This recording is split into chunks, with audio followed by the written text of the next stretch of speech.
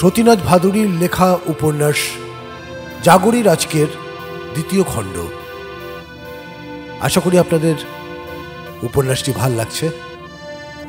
গল্প পাঠে আমি সাগর লাহিড়ী।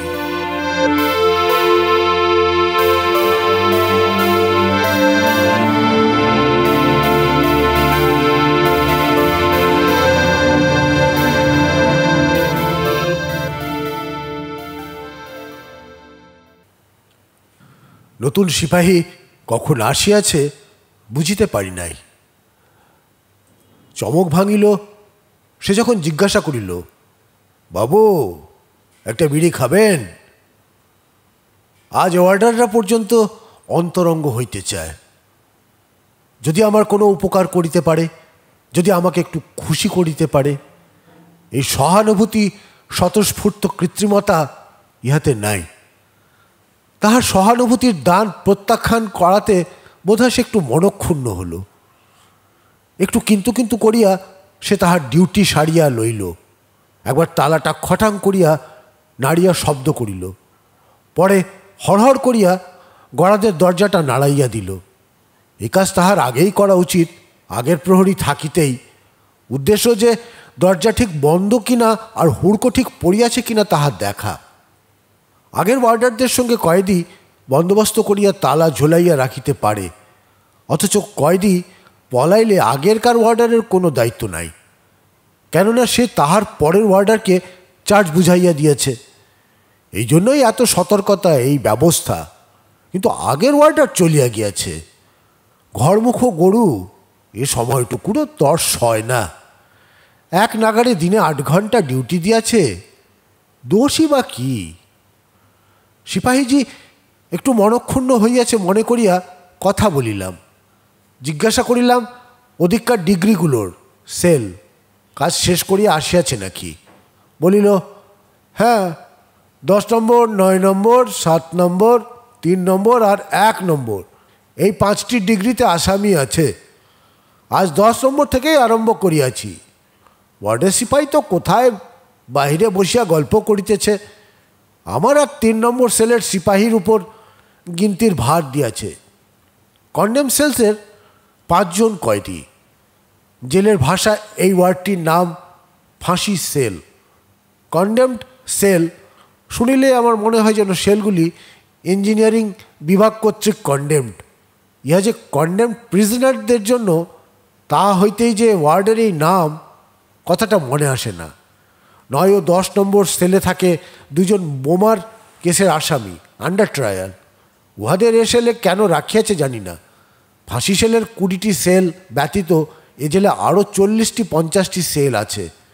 তথাপি ইহাদের কেন এখানে রাখিয়াছে বলা শক্ত। হয়তো পুলিশের আদেশ সেই রূপ। বোধহয় পুলিশ ইহাদের নিকট হইতে স্বীকারোক্তি পাইবার আশা রাখে, সেই জন্য অপর রাজবন্দীদের সহিত মেলামেশা করিতে দিতে রাজি নয়। 7 নম্বরে থাকে একজন পাগল। সে আপন মনে বাজে বকে। ওয়ার্ডার দেখিলেই অশ্রাব্য ভাষায় গালাগালি দেয়। 9 ও 10 নম্বর সেলের দরজা সারাদিন খোলা থাকে। কোনো দিন তাহারা আমার সেলের স্পেশাল ওয়ার্ডারকে বিড়ি, চিনি প্রভৃতি দিয়া তাহার পরিবর্তে আমার সহিত 2-1টি কথা বলিয়া লয়।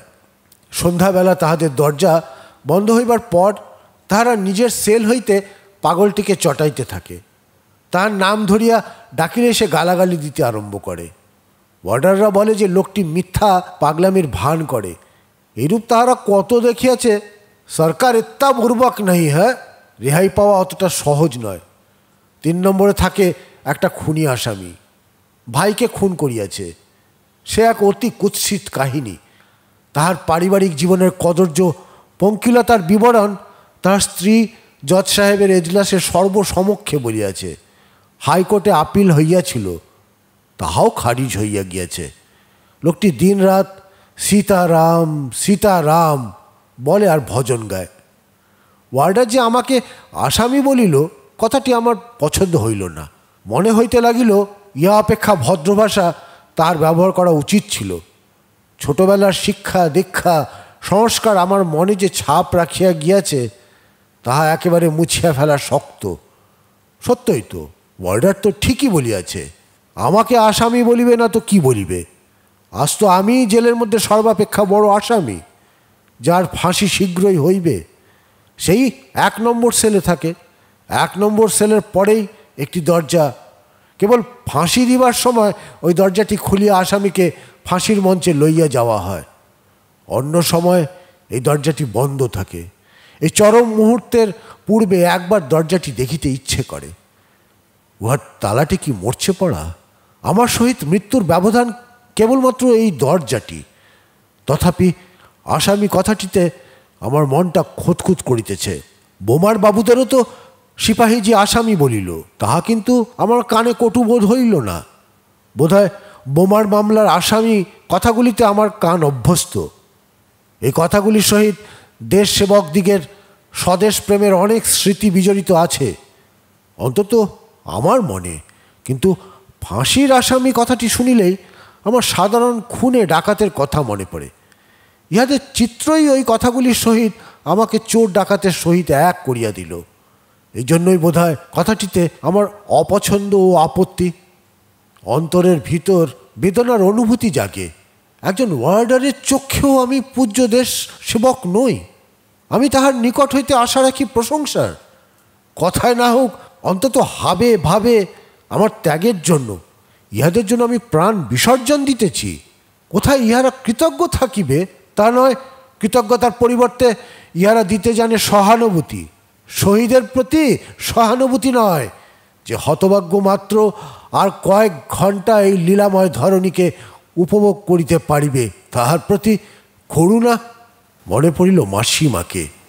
নৈহাটি স্টেশনে মাসিমাকে পশ্চিমের গাড়িতে তুলিয়া দিতে গিয়েছি।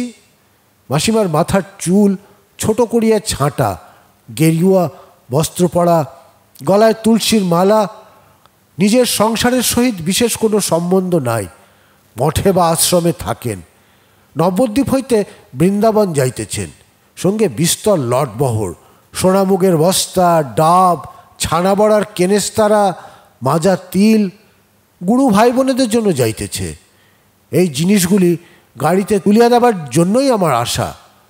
মাসিমা গাড়িতে উঠিলেন, সব জিনিস কুলির মাথা হইতে নামাইয়া গাড়িতে রাখিলেন। মাসিমা জিজ্ঞাসা করিলেন, সব জিনিস উঠেছে তো? আমি 1 2 করিয়া গনিয়া বলিলাম, হ্যাঁ, মোট 22টি মাল উঠেছে। নিমেষে মাসিমার চোখে জল আসিল। আমিও অপ্রস্তুতের এক শেষ। বুঝিতে পারিলাম নিজের অজ্ঞানতায় কোনো অপরাধ করিয়া ফেলিয়াছি। পরে মাসিমাই তাহা পরিষ্কার করিয়া দিলেন। রেশমি কাপড় দিয়া ঢাকা তাহার স্বর্গীয় গুরুদেবের তৈলচিত্রটিকে আমি মালের মধ্যে গুনিয়াছি। সেই সময় মাসিমার এই মনস্তত্ত্ব আমার নিকট অদ্ভুত মনে হইয়াছিল। আর আজ আসামি কথাটি শুনিবার পর নিজের চিন্তাধারা দেখিয়া আশ্চর্য হইয়া যাইতেছি। ফাঁসির আসামিকে আসামি না বলিলে আশ্চর্য হইবার কথা। ফাঁসির মঞ্চ কথাটিতেও যেন কত শহীদের স্মৃতির সুবাস ঘিরিয়া আছে, কিন্তু উহাকেই ফাঁসি কাট বলো, মনে পড়িবে খুনি আসামির কথা। আর সবচাইতে আশ্চর্য, মানস নেত্রে দেখি একটি মৃতদেহ জিমন্যাস্টিকের হরাইজেন্টাল বারে ঝুলিতেছে, অসার পা দুখানি শূন্যে ঘুরফাক খাইয়া দুলিতেছে ধীরে একঘেয়ে গতিতে। উত্তর উত্তর পূর্ব, পূর্ব পূর্ব দক্ষিণ, দক্ষিণ দক্ষিণ পশ্চিম, দক্ষিণ পূর্ব দক্ষিণ, পূর্ব উত্তর, পূর্ব উত্তর। কোনো ইংরেজি নভেলে পড়া একটি দৃশ্য। 10 নম্বর সেল হইতে ওয়ার্ডার ডিউটি আরম্ভ করিয়াছে বলিল, তাহার মানে আজ 11 হইতে 20 নম্বর সেল খালি। যে সকল কয়েদি জেলের নিয়ম শৃঙ্খলা ভঙ্গ করে তাহাদিগকে জেল কর্তৃপক্ষ সাধারণত সেলের সাজা দেন। তাহারা ওই সেলগুলিতে থাকে। সেলে একাকী কিছুদিন বাস করিতে হইবে, ইহাই শান্তি। কয়েকদিন নির্জনবাস যে কি সাজা তাহা তো আমি বুঝিতে পারি না। ওয়ার্ডারের হট্টগোলের ভিতর হইতে দিন কতক মধ্যে মধ্যে নির্জনবাস খুব খারাপ লাগিবার কথা নয়। ওই সেলগুলির ব্যবহারও হয় খুব। আজ সব ঘর খালি কি করিয়া হইয়া গেল? এরূপ তো কখনো হয় না। বোধহয় ইচ্ছা করিয়াই তাহাদের স্থানান্তরিত করা হইয়াছে। হয়তো সুপারিনটেন্ডেন্ট তাহাদের শাস্তি মাপ করিয়া দিবার নির্দেশ দিয়াছেন। তিনি বোধহয় চাহেন আজ রাত্রে যত কম লোক কন্ডেম সেলসে থাকে ততই ভালো। হয়তো আজ এখানে আসিলে তাহাদের মনের উপর কিছু প্রতিক্রিয়া হইতে পারে, সেই জন্য যাহাদের এই স্থান হইতে সরাইতে পারা যায় তাহাদের সরাইয়া দেওয়া হইয়াছে। কর্তার ইচ্ছাই কর্ম। 13 নম্বরের কুষ্ঠরোগগ্রস্ত কয়েদিটিকেও কি জেনারেল ওয়ার্ডে লইয়া যাওয়া হইয়াছে। এক এক সুপারিনটেন্ডেন্টের এক এক রকম খেয়াল। মেজর ফিলিপসকে দেখিয়াছি নারীচিত্র সংবলিত পুস্তক তিনি কখনো জেলে পাস করিতেন না। তিনি শুনিয়াছিলাম মানসিক ব্যাধিতে বিশেষজ্ঞ ছিলেন। তার মত ছিল যে নারী দেহের প্রতিকৃতি যারা কিছুকাল যাবৎ জেলে থাকে তাহাদের মনের উপর নানা রূপ প্রতিক্রিয়া আনিতে পারে। সেবার হাজারিবাগ জেলে এই লইয়া রাম খেলাওয়ান বাবুর সহিত সাহেবের কি বৎসা। বেচারির অত শখের রয়্যাল একাডেমির সেই বৎসরের ছবিগুলির বই হইতে 10-15খানি পাতা কাঁচি দিয়া সযত্নে বাদ দেওয়া অবস্থায় তিনি পাইয়াছিলেন।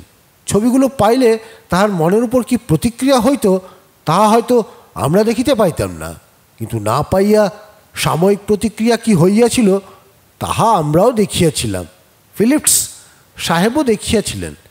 ফলে তাহার 14 দিন নির্জন জেলের শাস্তি হয়। বড়ই গরম, সেলে বায়ু চলাচলের রাস্তা নাই।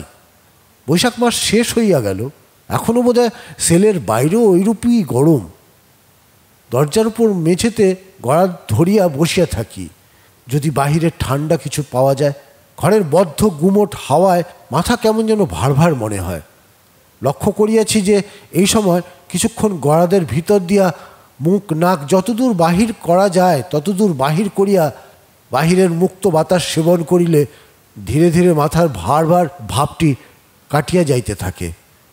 আগে মাথার কষ্ট আরও বেশি হইত। কিছুদিন হইতে স্নান করিবার সময় ওয়ার্ডার একটু করিয়া সরিষার তেল দেয়। কোথা হইতে একটি পুরাতন মাখনের টিনে একটু তেল জোগাড় করিয়াছে। ফাঁসির আসামির প্রতি এই অনুকম্পা। প্রথমে ভাবিয়াছিলাম লইব না, কিন্তু সে যখন কোনো কথা না বলিয়া হাতে ঢালিয়া দিল তখন আপত্তি করি নাই। বোধহয় মাথার অস্বস্তির কথা মনে করিয়া আর কোনো কথা না বলিয়া সিপাহীজি যে তেলটুকু হাতে ঢালিয়া দিল তাহা দেখিয়া। বাকসংযম ইহারা জানে না। দিনে 8 ঘন্টা করিয়া ডিউটি, আর রাত্রে 2 ঘন্টা করিয়া। বড় একঘেয়ে ইহাদের জীবন। এই ডিউটির সময়ের মধ্যে কথা বলিলে একঘেয়েমির একটু লাঘব হয়। সে একটাও কথা বলিল না। তাহার উপর মাখিবার জন্য সরিষার তেল দিল। এতখানি সরিষার তেলের মায়া ছাড়িয়া দিল। আশ্চর্য! ইহারা যে জিনিস পায় জেল হইতে চুরি করে, কাপড় কাচার সাবান, চাল ভাজা, চিনে বাদাম, আলু, নারিকেল দড়ি, লোহার পেরেক, হারিকেন, লণ্ঠনের ছিপি প্রভৃতি কোনো জিনিস ইহাদের হাত এড়াইতে পায় না। উচ্চশ্রেণীর রাজবন্দীদের চায়ের পেয়ালা হইতে আরম্ভ করিয়া গামছা পর্যন্ত সব জিনিসই চুরি যায় রাত্রে। যখন ওয়ার্ডাররা ব্যতীত জেলের সকল লোকই ওয়ার্ডে তালাবন্ধ অবস্থায় থাকে। চোরেরা ঘরে তালাবন্ধ, তথাপি চুরি বন্ধ হয় না। এহেন ওয়ার্ডারের এই উদারতা আমাকে বিহবল করিয়াছিল। আরও আশ্চর্য হইয়াছিলাম যখন সেদিন পাগল কয়েদিটিকে দিয়া আমার কুর্তা ও জাঙ্গিয়া কাচাইয়া দিল। স্নান করিয়া শুকনো ইজার পরিয়াছি, আর অমনি আমাকে একরকম জোর করিয়াই সেলে ঢুকাইয়া দিল। আমাকে আপত্তি করিবার অবকাশ দেয় নাই। তারপর নিজের হাফ প্যান্টের বেল্ট আলগা করিয়া পেছনের দিকে কোমরের নিচে হাত ঢুকাইয়া দিয়া একটি বিড়ি বাহির করিল। বিড়িটি পাগলকে দিয়া নিজের দিয়াশলাই দিয়া ধরাইয়া দিল। বুঝিলাম তাহার কাপড় কাচার পারিশ্রমিক। কোনো কথা না বলিয়া কেহ যদি কোনো কাজ করিয়া দেয় তাহা হইলে তাহাকে প্রত্যাখ্যান করা বড় শক্ত। মনে হইল সিপাহীজিটি আমার ত্যাগ ও দেশভক্তির সম্বন্ধে সচেতন, ঠিক অন্য সিপাহীর মতো নয়। মন বেশ হালকা বোধ হইতে লাগিল। তাহার পর হইতে আজ কয়েকদিন দিনের বেলায় দেখি সেই সিপাহীরই ডিউটি থাকে। তেল মাখে না আমাদের পার্টির চন্দ্রিমা। বলে তেল লাগালেই তাহার মাথা গরম হইয়া ওঠে। বেটে ছোট্টখাট্ট মানুষটি, অতি সরল, নীরব, অক্লান্ত কর্মী। অপরের কোনো কাজে আসিতে পারিলে কৃতার্থ হয়ে যায়। 2 নম্বর ওয়ার্ডে দিন রাত চরকির মতো এক স্থান লইতে অন্য স্থানে ঘুরিয়া বেড়াইতেছে। মাথার একরাশ রুক্ষ বাবরি চুলে তেল দেয় নাই। 1932 সালে মিলিকগঞ্জ কংগ্রেস আশ্রমে জপতি উদ্ধার সত্যাগ্রহের সময় তার কানে নাকি সাইকেলের পাম্প দিয়ে হাওয়া ঢুকাইয়া দেওয়া হয়। সেই হইতে সে কানে শুনিতে পায় না। চোখের সম্মুখে দেখিতেছি আজ সকালে চন্দ্রিমা সেই 2 নম্বর ওয়ার্ডের ঘরের ভিতর শোকসভার আয়োজন করিয়াছে। নীরব শোকসভা। রামভজনবাবু সভাপতি। সভাপতির সহিত 1 মিনিট নীরবে দাঁড়াইল, তাহার পর ধীরে ধীরে বসিয়া পড়িল। চন্দ্রিমা দাঁড়াইয়া আছে। ইতস্তত বিক্ষিপ্ত রুক্ষ চুলের বোঝা 2 হাত দিয়া কানের পাশে সরাইয়া দিল। সিংহের কেশরের মতো দেখাইতেছে চুলগুলিকে। কয়েদির হাতে হাত করা দিয়া দাঁড় করাইয়া দিলে সে যেরূপ ভঙ্গিতে দাঁড়ায়, সেই অবস্থায় দাঁড়াইয়া আরম্ভ করিয়াছে, মেরে গোলাম ভাইও। আজ চতুর্দিক হইতে গুঞ্জন ধ্বনি উঠিল। সবাই চন্দ্রিমাকে থামিতে বলিতেছে। এখনই হয়তো জেল কর্তৃপক্ষের কাছে মিটিংয়ের খবর চলিয়া যাইবে, এখনই হয়তো লাঠি চার্জ হইবে। আমি लोगों के भीतर कितने सीआईडी है, शोक सभा में कहीं भाषण होता है, बहरा है वो कुछ नहीं सुनेगा। আরও কত প্রকারের মন্তব্য। চন্দ্রিমা কিন্তু আমার কথা বলিয়া চলিয়াছে, আমার ত্যাগের কথা, আমার দেশভক্তির কথা, তাহার সহিত আমার ব্যক্তিগত বন্ধুত্বের কথা, আপার ডিভিশন ওয়ার্ডের বর্তমান বাসিন্দা আমার বাবা মিস্টার সাহেবের প্রতি সমবেদনার কথা, औरत কিতার কয়েদি দেবীজি বিলুবাবুর মা যাহাতে আঘাত সহ্য করিবার শক্তি পান, তার জন্য ইচ্ছা জ্ঞাপন এই রাষ্ট্রীয় পরিবার ভারতের সম্মুখে কি উজ্জ্বল দৃষ্টান্ত রাখিয়াছে তাহার কথা, শ্রোতাদের কর্তব্যের কথা, আরও কথার পর কথা গাঁথিয়া চলিয়াছে। অর্ধ নিমিলিত চক্ষের কোণে জল আসিয়া গিয়াছে। সকলে ধরিয়া চন্দ্রিমাকে বসাইল। স্থির হইল মৃত আত্মার প্রতি শ্রদ্ধাঞ্জলি নিবেদন করিবার জন্য সকলে সারাদিন উপবাস করিবে। চন্দ্রিমার উপবাসে চিরকাল আপত্তি।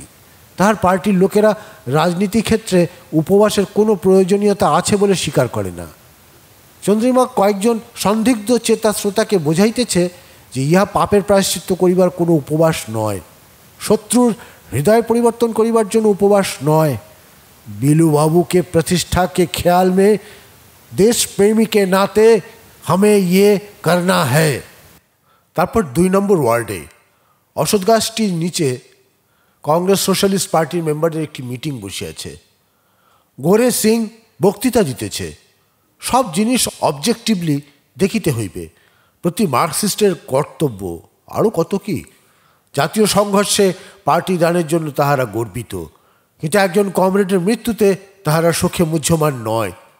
কিন্তু পার্টির যে ইহাতে খুব ক্ষতি হইল এরূপ ভাব তাহারা দেখায় না। কত লোক আসিবে যাইবে, কত প্রকারের সামাজিক বন্ধন ও অচ্ছেদ্য পারিবারিক শৃঙ্খল বিচ্ছিন্ন করিয়া তাহারা রাজনীতি ক্ষেত্রে নামিয়াছে। সকলে না হোক, অনেকেই। নিজের আদর্শের জন্য তাহারা কেহই প্রাণ দিতে কুণ্ঠিত নয়। নিজের প্রাণকে তাহারা মূল্যবান মনে করে না। অপরের প্রাণের উপরেও তাহাদের সেইরূপ দরদ কম। কমরেড ভোলা পিছনে বসিয়া হাসিতেছে। একটি আশ্চর্য জিনিস লক্ষ্য করিয়াছি রাজবন্দী দিগের মধ্যে। যে রাজনৈতিক কয়েদি দেশের জন্য নিজের স্বার্থ ও নিজের ভবিষ্যৎ সকলই জলাঞ্জলি দিয়াছে, যে স্বদেশের জন্য হাসি মুখে সর্বদা মৃত্যু বরণ করিতে প্রস্তুত, তাহাকেও জেলের মধ্যে সামান্য স্বার্থের জন্য জঘন্য নীচ মনের পরিচয় দিতে দেখিয়াছি। কমরেড ভোলা ফাঁসির সাজা হইতে বাঁচিয়া গিয়াছে, কিন্তু কয়েকটি মোকদ্দমা মিলাইয়া মোট 33 বছরের শাস্তি হইয়াছে। অসম্ভব ফুর্তিবাজ, সর্বদা হাসি মুখ। ফাঁসির সাজা হইলে নিশ্চয়ই মুখের কোণের হাসিটি লাগিয়াই থাকিত। যে কাজে যত বিপদ তাহাতে তার তত আনন্দ বেশি। এই বালকের মতো সরল একনিষ্ঠ স্বদেশপ্রেমীটির ভাবিবার ক্ষমতা অল্প, কিন্তু হুকুম তালিম করিতে সে দ্বিধাহীন। এই কমরেডকেও 2 নম্বর ওয়ার্ডে থাকিবার সময় ডালের লঙ্কা লইয়া কালেশ্বর প্রসাদের সহিত মাথা ফাটাফাটি করিতে দেখিয়াছি। রাজবন্দীদের এই সকল দুর্বলতা নিত্য জেল কর্মচারীদিগের নজরে পড়ে। দেশের লোক রাজবন্দীদিগকে যে সম্ভ্রমের দৃষ্টিতে দেখে, জেলের কর্মচারীগণ কেমন করিয়া সে দৃষ্টিতে উহাদের দেখিবে? এই জন্যই বোধহয় দেশের লোকের প্রশংসা ব্যতীত উহাদের প্রশংসার জন্য আমি এত লালায়িত। জেলার একদিন সুপারিনটেন্ডেন্টকে বুঝাইতেছিলেন যে 9 ও 10 নম্বর সেলের কয়েদিরা খুব ভালো। They never grouse and grumble. ইহাই উহাদের প্রশংসার মাপকাঠি। সুপারিনটেনডেন্ট যখন সেদিন আমাকে আমার প্রয়োজনের কথা জিজ্ঞাসা করিতেছিলেন, তখন জেলারবাবু একটি পকেট বুক খুলিয়া ফাউন্টেন পেন লইয়া আমি কি চাই তাহা নোট করিতে একেবারে প্রস্তুত হইয়াছিলেন। ভদ্রলোকটিকে খুব হতাশ করিয়াছি। সেলের বাইরে যেখানে কুঁজাটি আছে ঠিক সেইখানে জেলারবাবু সেই দিন দাঁড়াইয়াছিলেন। ঘরের বাহিরে দরজার সম্মুখে একটি কুঁজার জল থাকে। এটি কিন্তু বাহিরে থাকে, আমাকে আত্মহত্যার হাত হইতে বাঁচাইবার জন্য নয়।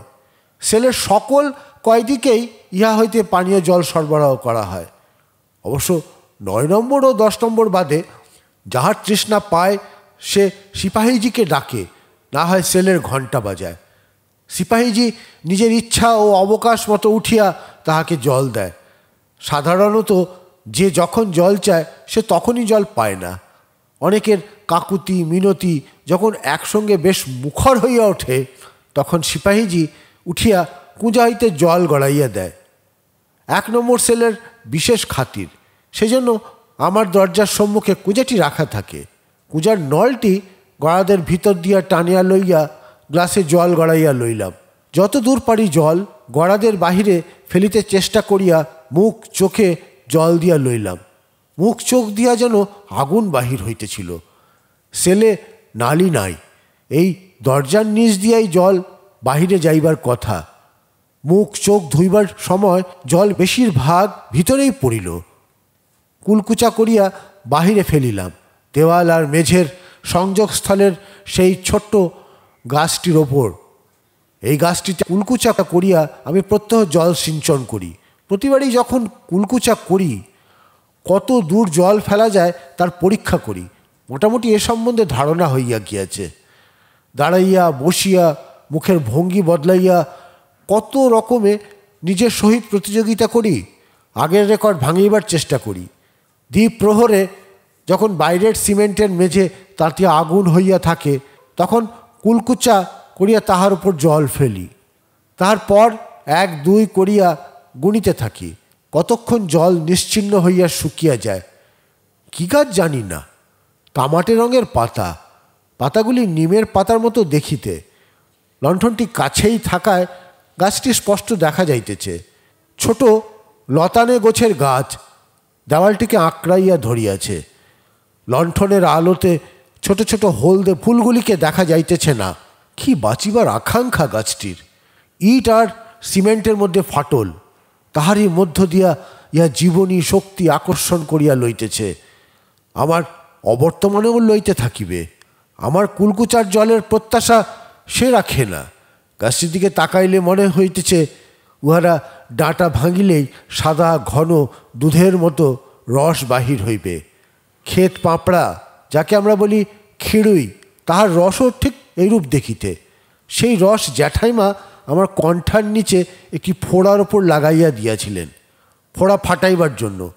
তারপর হইতে দুর্গাদির খেলাঘরের জন্য একটি পুরাতন মাটির প্রদীপে আমি আর নীলু কত দিন খিরুইয়ের দুধ সংগ্রহ করিয়াছি। দুর্গাদির ছোট বোন টেপি, আধময়লা ফ্রক পরা, মাথায় বেড়া বিনুনি, আমি আর নীলু তাহাকে আশ্রমের কাছে গ্যাঙ্গেস দার্জিলিং রোডের ওপর রবার গাছের নিচে লইয়া গিয়াছিলাম। কেমন করিয়া রবারের রস জমাইয়া রবার তৈয়ারি করিতে হয় তাহা দেখাইবার জন্য। আমি গাছে উঠিয়া ছুরি দিয়া একটি ডালের উপরের ছাল কাটিয়া দিলাম। টপ টপ করিয়া দুধের মতো রস পড়িতেছে। নীলু টেপিকে ধরিয়া তাহার নিচে দাঁড় করাইয়া দিল, বলিল, ওপরে তাকাস না খবরদার, তোর মাথার ওপর ইরেজার তৈরি করে দিচ্ছি। পরের টেপি বেচারির কি কান্না! রবারের রস জমিয়া তাহার মাথার চুল কামড়াইয়া ধরিয়াছে। মার কাছে আমরা 2 ভাই সেদিন কি প্রহারী খাইয়াছিলাম। ভাগ্যিস বাবা দেহাত গিয়েছিলেন। তাহার মাসখানেক পরে টেপি মারা যায়। আমার আর নীলুর তাহার পর কি মানসিক দুশ্চিন্তা, কি অনুশোচনা! আশ্রমের শিশু গাছের তলায় বসিয়া আমরা ঠিক করিয়াছিলাম রবারের রস মাথায় দিয়াই তাহার ডিপথেরিয়া হইয়াছে। নীলু আমার আগেই খবর আনিয়াছিল। কার্তিক ডাক্তার টেপির গলা কাটিয়া তাহার মধ্য হইতে রবারের রস বাহির করিয়াছে। দুর্গাদির বাড়ির সব ছেলেপিলেদের মা সেদিন আমাদের আশ্রমের বাড়িতে লইয়া আসিয়াছিলেন। টেপির ভাই ভোঁদা এই বৎসর উকিল হইয়াছে।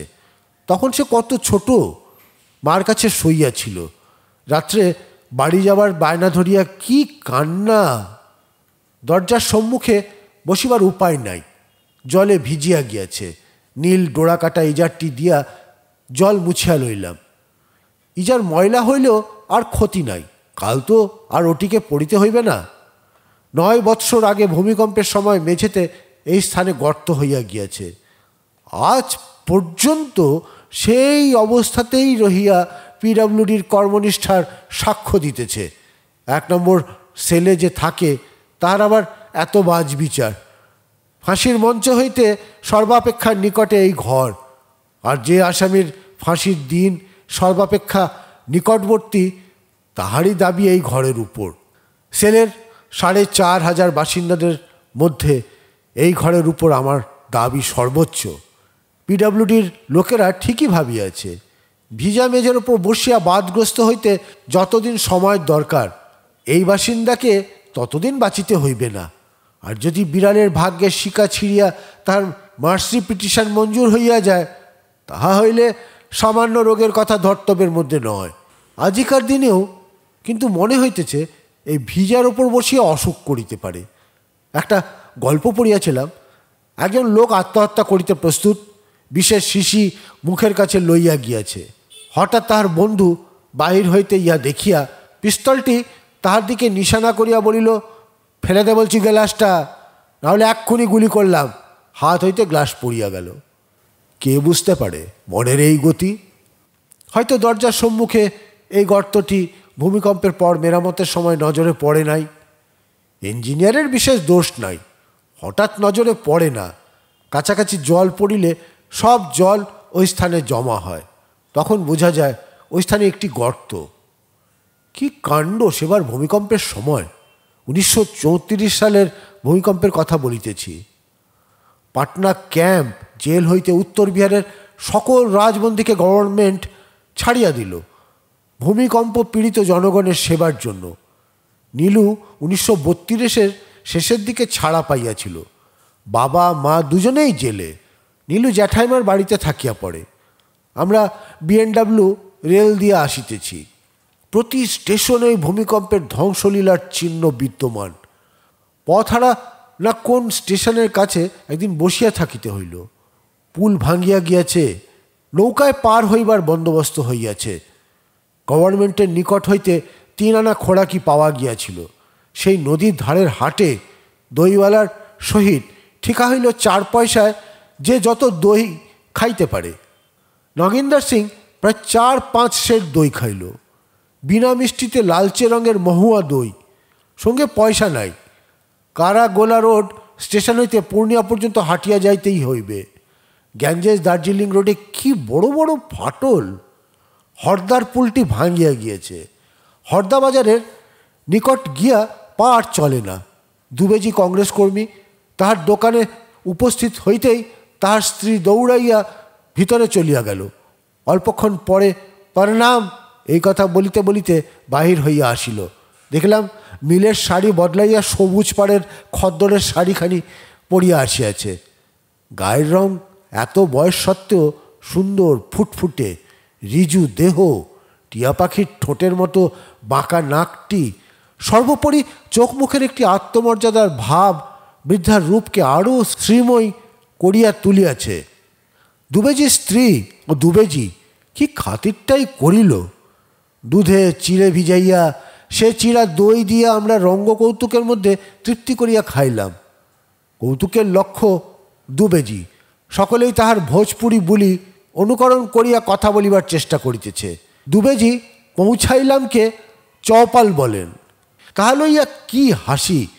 বৃদ্ধ ও বৃদ্ধাও এই হাসিতে যোগ দিয়াছে। আগুনের ঘুরের ধারে অনেক রাত্রি পর্যন্ত দুবেইনের সহিত গল্প হইল। মার কথা, এবার শাদি করিতে হইবে, আরও কি কি মনে পড়িতেছে না। দুবেইন নিমক সত্যাগ্রহের সময় লবণ তৈয়ার করিয়া জেলে গিয়াছিল, কিন্তু পুলিশ কেন জানি না দুবেজিকে ধরে নাই। বোধহয় বয়স হইয়াছে বলিয়া তাহার পর হইতে দুবেইন নিজেকে দুবে অপেক্ষা বড় বলিয়া মনে করে। দুবেজি আমার কাছে এইসব নালিশ করিল। ভারী সরল মন এই স্বামী স্ত্রী দুইজনেরই। নিজেদের সামান্য জমি জমা যাহা ছিল কংগ্রেসকে দান করিয়াছে। রাত্রিতে শুইয়া আছি, উহারা মনে করিল আমরা ঘুমাইয়া পড়িয়াছি, পাছে আমাদের নিদ্রার ব্যাঘাত হয়। আমাদের কম্বলের উপর আর একখানি করিয়া কম্বল চাপা দিয়া গেল। তাহার পর ওই স্থান হইতে রওনা হইবার পূর্বে স্থানীয় প্রাইমারি স্কুলের দিকে আমাকে একান্তে লইয়া গিয়া বলিল, আমাদের একটি অনুরোধ রাখতে হবে। আমাদের ছেলেপিলে নেই। তোমাকে কতদিন থেকে, সেই যখন তুমি এতটুকু ছিলে তখন থেকে দেখছি। মাস্টার সাহেবের ছেলে তো আমাদেরও ছেলে। আমরা গরিব মানুষ, তোমরা হলে বাঙালি বিলুবাবু, কিন্তু আমাদের একটি কাজের দায়িত্ব তোমাকে নিতেই হবে। আমাদের যে কয়েক বিঘা জমি আছে তার আয় আমি কংগ্রেসের কাজেই খরচ করি। এগুলো লেখাপড়া করে দিয়ে যেতে চাই। আমরা মরে যাবার পর তুমি এগুলো মহাত্মাজির কাজে লাগিও। আমরা আর কটা দিনই বা বাঁচব। তাহাদের কাছে কথা দিয়াছিলাম। দুবেইন এখনও বোধহয় সেই রঙিন কাগজের রথের মধ্যস্থিত রামজির মুরাতের সম্মুখে বসিয়া প্রদীপের আলোয় তকলিতে এন্ডির সুতা কাটিতেছে। হরদাবাজার হইতে পূর্ণিয়া পৌঁছিলাম পরের দিন দুপুরবেলায়। গান্ধী আশ্রম গভর্নমেন্ট জব্দ করিয়াছে, তথাপি সেই দিকেই চলিলাম। দূর হইতে দেখিতেছি জেলা কংগ্রেস অফিস ঘরের পাশের শিশু গাছটি পিতাব জড় রঙের বিগনোলিয়া ফুলে ভরিয়া গিয়াছে। আমি সেবার লতাটি ওই গাছে উঠাইয়া দিয়াছিলাম। পতাকা স্তম্ভের জাতীয় পতাকা পূর্বে বহু দূর হইতে দেখা যাইত, এখন তাহার নাই। কিন্তু ভাসমান সাদা মেঘ খণ্ডের পটভূমিকায় বিগনোনিয়া ফুলে ভরা শিশু গাছটি জাতীয় পতাকারই কাজ করিতেছে। সাদা, জাফরানি, সবুজ তিনটি রং। আশ্রমের বাড়িগুলির খড়ের। আমাদের বাড়ির বেড়া ভাঙিয়া পড়িয়াছে, টিউবওয়েলের উপরের অংশটি নাই। এসডিও সাহেবের সিল করা দরজায় তালার চিহ্নমাত্র নাই। তক্তপোষ ও বড় আলমারিটি ছাড়া আর কোনো জিনিসই ঘরে নাই। ছোটোখাটো সব জিনিসই যে পারিয়াছে সেই লইয়া গিয়াছে। রান্নাঘরের দরজার কপাট দুইটিও কে তুলিয়া লইয়া গিয়াছে। মহাত্মাজির ছবিখানি চুরি গিয়াছে। নদীর তৈয়ার করিয়া দেওয়া ফ্রেমে বাঁধানো তুলার প্যাঁচাটি দেখিলাম না। সহদেওর বোন সরস্বতীর ছোটোবেলার তৈরি কার্পেটের ওপর বোনা আনটাচেবিলিটি ইজ এ সিন, সিনের এনটি জেডের মতো করিয়া লেখা, তাহাও নাই। আমার লেখা একটি কবিতা নীলু পেস্ট বোর্ডের ওপর আটিয়া টাঙাইয়া দিয়াছিল, সেইটি রহিয়াছে, লেখা অস্পষ্ট হইয়া গিয়াছে। আর আমারই আঁকা রবিবাবুর ছবি পিসবোর্ডের ওপর আঁটা, এখানেও দেখিলাম কেহ লইবার যোগ্য দ্রব্য বিবেচনা করে নাই। হয়তো ফ্রেমে বাঁধানো নয় বলিয়া ছাড়িয়া গিয়াছে। ফুলের গাছগুলি চুরি হইয়া গিয়াছে, কেবল গোলাপি আর সাদা ভিনকা ফুলে আঙিনাটি ভরিয়া রহিয়াছে। বোধহয় উহার গাছ ছাগলে গরুতে খায় না। মধ্যে মধ্যে দুই একটি ভ্যারেন্ডার গাছ মাথা উঁচু করিয়া রহিয়াছে, আভিজাত্যহীন নগণ্য ভিনকাকে তাচ্ছিল্য করিবার জন্য। গুটি পোকার চাষের বাড়ি একেবারে পড়িয়া গিয়াছে। গরুর গাড়ির চাকা দুইটি কে খুলিয়া লইয়া গিয়াছে। তেলের ঘানির ঘরটি খাড়া আছে, কিন্তু ঘরের ভিতরটি অড়র গাছের মতো দেখিতে এক প্রকার আগাছায় ভরা। ভিতরে যাইবার উপায় নাই। আশ্রম লাইব্রেরির বই একখানিও নাই। হলঘরের মধ্যে দেখিলাম রাশিকৃত আবর্জনা, অনেকগুলি ছাগল ও গরু প্রত্যহ বাঁধিবার চিহ্ন তথা বর্তমান। প্রতিবেশীরা দেখিতেছি কংগ্রেসের এই দুর্দিনেও ঘরটিকে ভুলে নাই। মন উদাস হইয়া গেল। আশ্রম হইতে বাহির হইয়া জ্যাঠাইমার বাড়ির গেটের মধ্যে ঢুকলাম। এটা বাবার অন্তরঙ্গ বন্ধুর বাড়ি। বাড়ির ঠিক সম্মুখে একটি তাঁবু। তাঁবুর দরজার উপরে সাদা ছাগল ঊর্ধ্বমুখ হইয়া এক মনে একটি লতা পাতার এমব্রয়ডারি করা টেবিল ক্লথ চিবাইতেছে। ননীদির মেয়ে বুড়িয়া আর তাহার খেলার সাথীগণ মাঠের মধ্যে দিয়া বিরাট ফাটলটি চলিয়া গিয়াছে, তাহার মধ্যে দৃষ্টি নিবদ্ধ করিয়া উপুড় হইয়া শুইয়া আছে। আমাকে দেখিয়া সকলে দৌড়াইয়া আসিল। আমি জিজ্ঞাসা করিলাম, ওখানে কি করছিলি? বলল, ছোটো মা বলেছে যে ফাটলের মধ্য দিয়ে আমেরিকা দেখা যায়। বাহির হইতে চিৎকার করিতে করিতে বুড়িয়া বাড়ি ঢুকিল। দিদিমা দেখো কে এসেছে। জ্যাঠাইমা আর নদী হবিষ্যি ঘরে খাইতে বসিয়াছেন। কোথায়? নদী বলিয়া ঢুকিতেই দুজনেই খাওয়া ছাড়িয়া বাহির আসিলেন। জ্যাঠাইমার ডান হাত এঁটো, বাঁ হাত দিয়ে আমাকে কাছে টানিয়া লইলেন। নীলু দেখি ঘরের মধ্যেই ছিল, চোখ রগড়াইতে রগড়াইতে বাহির আসিল। জ্যাঠাইমার খাওয়াটি নষ্ট করলো তো, এখন জ্যাঠাইমার পাতে বসে ওগুলো গেল বলিয়া উচ্চস্বরে হাসিয়া উঠিল। নদী বলিল, দেখেছ দেখেছ, আমাদের তো হয়েই গিয়েছিল। নদীর চোখে কপট ক্রোধের চিহ্ন। জ্যাঠাইমা নীলুকে তাড়া দিয়া কহিলেন, তুই আবার ওই ভাঙা ঘরে শুয়েছিলি? ঘর চাপা পড়ে মরবি নাকি? তোকে নিয়ে আর পারা যায় না, আর আমি তোকে এখানে রাখবো না, পাঠিয়ে দেবো মামার বাড়িতে। কি ডাকাত কি ডাকাত, কাল রাতে ওই 8 ফাটা ঘরে শুয়েছিল। তারপর কত কথা কত গল্প। নীলুর কথাই ফলিল, সেই পাতেই আমাকে খাইতে হইল। আমরা কখনো জ্যাঠাইমাদের বাড়িতে নিজেদের বাড়ি ছাড়া ভাবিতে পারি নাই। জ্যাঠাইমাদের বাড়ি চিরকাল আমাদের ও বাড়ি। জ্যাঠাইমাকে মনে পড়ে, সম্মুখের 2টি বড় বড় দাঁত মুখের বাহিরে আসিয়া পড়িয়েছে। কপালের 2 ভ্রুর মাঝে একটি নীল উল্কার দাগ, মাথায় কাঁচা পাকা চুল, ছোট্ট মুখখানি, মুখে হাসি লাগিয়াই আছে, আর হাসিলেই দেখা যায় সম্মুখের নিচের পাঁটির দাঁত পড়িয়া গিয়াছে। পরনে মটকার থান। জ্যাঠাইমার চোখে মুখে কথাবার্তায় এমন মাতৃত্বের ভাব যাহা সচরাচর দেখা যায় না। রাফায়েলের মাতৃমূর্তি বড় গম্ভীর, কেমন যেন একটু আড়ষ্ট আড়ষ্ট ভাব, সর্বশরীরে সাবলীল ছন্দ ও স্বচ্ছন্দ গতির অভাব। হাসপাতালের নার্সদের মেট্রেনের মতো যেন কৃত্রিম গাম্ভীর্যে ভরা, কিন্তু জ্যাঠাইমা যেন দেশি পটুয়ার আঁকা যশোমতীর ছবি। চাকচিক্য নাই, কিন্তু অন্তরে সাড়া দেয়। আমার মার যে ভাব আমার আর নীলুর প্রতি, জ্যাঠাইমার সেই ভাব পাড়ার সব ছেলে মেয়ের প্রতি। সকলেরই এখানে অবারিত দ্বার, কিন্তু আমার গর্ব যে আমার স্থান তাহাদের মধ্যে সর্বোচ্চে। নীলুরা তো যখন তখন জ্যাঠাইমাকে এই বলিয়া খ্যাপায় যে তিনি আমার ওপর পক্ষপাতিত্ব করেন, আর সকলকে না দিয়া লুকাইয়া আমার জন্য খাবার রাখিয়া দেন। আমি জেলে থাকিবার সময় জ্যাঠাইমা একবার খুব অসুখে পড়েন। সেই সময় নাকি তার সব সম্পত্তি আমাকে দিয়া যাইবার ইচ্ছা প্রকাশ করেন। তখন দেখা যায় তাহার নিজের সম্পত্তির মধ্যে আছে একটি পুরনো বালিশের ওয়ারের মধ্যে 26টি টাকা আর 1 কলসি পুরনো ঘি, প্রতি মাসে কিছু কিছু করিয়া জমানো। নীলু রসাইয়া এই সকল গল্প করে এবং যখন তখন জ্যাঠাইমাকে এই জন্য উদ্ব্যস্ত করিয়া তোলে। সেই একবার জ্যাঠাইমার ভাইয়ের নাতনির বিয়েতে জ্যাঠাইমাকে লইয়া গিয়াছিলাম তাহাদের দেশে। পাবনা জেলার ছোট্ট একটি গ্রাম, যমুনা নদীর তীরে। জ্যাঠাইমার সঙ্গে তাহাদের গ্রাম দেখিতে বাহির হইয়াছি। তাহার কবিরাজদার ভিটে, গ্রামের বাবুদের ভাঙা মন্দির, ভৈরব ভূঁইয়া, যাহার নামে শুকনো গাছে ফল ধরিত, বাঘে গরুতে এক ঘাটে জল খাইত, তাহাদের প্রাচীন বসত বাটি, আরও কত জায়গা দেখিলাম। জ্যাঠাইমার কাছে বাল্যকাল হইতে এই সকল স্থানের এত গল্প শুনিয়াছিলাম যে কিছুই যেন নতুন লাগিতেছিল না। তারপর জামাই দিঘির ধারের বাঁধের উপর দিয়ে যাইতেছি। জ্যাঠাইমা দেখাইলেন এইখানে নবদ্বীপ ডাক্তার সাইকেল হাতে পড়িয়া গিয়াছিল। তখন এ জেলায় একখানি মাত্র সাইকেল ছিল। সাইকেল দেখবার জন্য আমরা পাড়ার সবাই এখানে এসে দাঁড়িয়েছি। বেচারা হুড়মুড় করে পড়ে গেল দিঘির জলের ভিতর, একেবারে সাইকেল টাইকেল নিয়ে। আমি বলিলাম, জ্যাঠাইমা, সে যে বলেছিলে ফেরিমেন্টের রাস্তার, আসলে কথাটি ফেরি ফান্ড উপর, আর এই বাঁধের উপর দিয়ে একটাই ফেরিমেন্টের রাস্তা। আর দেখ, তোকে একটা কথা বলি, বস এখানে।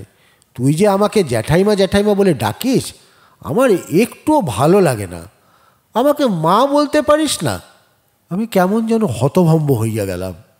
তাহার মুখের দিকে তাকাইয়া দেখি আগ্রহান্বিতভাবে জিজ্ঞাসু নেত্রে আমার দিকে চাহিয়া রহিয়াছেন, আমার উত্তরের প্রতীক্ষায়।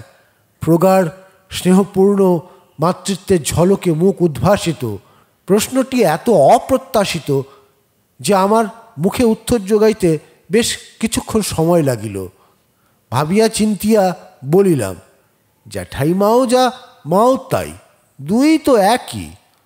দেখিলাম আমার উত্তরে তিনি বিলক্ষণ অপ্রস্তুত হইয়াছে। অপরাধীর সুরে বলিলেন, তোর মা আছে, তোকে এই অনুরোধ করা আমার অন্যায় হয়েছে। তাহার দৃষ্টি দিঘির অপর পারে, কিন্তু কোনো নির্দিষ্ট জিনিসের ওপর নয়। সেই দিন হইতে অপর সকলের অসাক্ষাতে জ্যাঠাইমাকে মা বলিয়া ডাকি। সকলেই কথাটা জানে, কিন্তু তথাপি জ্যাঠাইমা ডাকে ছোটবেলা হইতে এমন অভ্যস্ত যে সকলের সামনে মা বলিয়া ডাকিতে কেমন যেন সংকোচ হয়। নবদ্বীপ ডাক্তারের সাইকেল হইতে পড়িয়া যাইবার স্থান দেখাইবার সময় জ্যাঠাইমার হঠাৎ আমার মা হইবার ইচ্ছা কেন হইল, তাহা আজও ঠিক করিতে পারি নাই।